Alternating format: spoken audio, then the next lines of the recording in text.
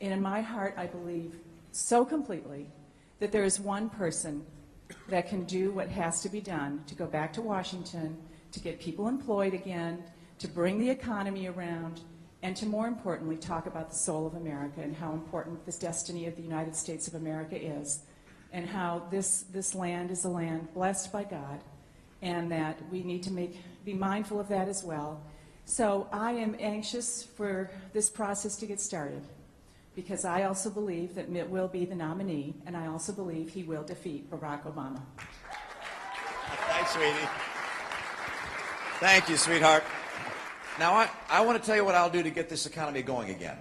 I will first make America the most attractive place in the world for job growth, for investment, for small business, for big business, to convince businesses around the world that this is the place to grow and invest, not elsewhere. How do you do that? Keep our tax rates competitive with other nations, particularly for employers.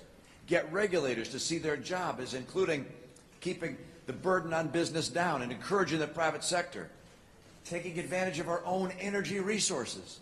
We need oil, gas, coal, nuclear, renewable resources developed here so we can become energy independent and manage our own energy future. And then, of course, we have to open up new markets for American goods. We're a highly productive nation, the most productive of any major nation in the world.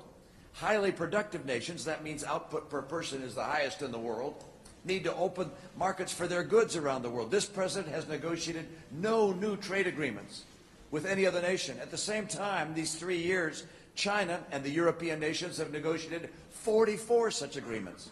This has been a failed presidency. I will go to work to get Americans back to work and make sure that Job 1 is concentrating on jobs for Americans, not just keeping one's own job. Now,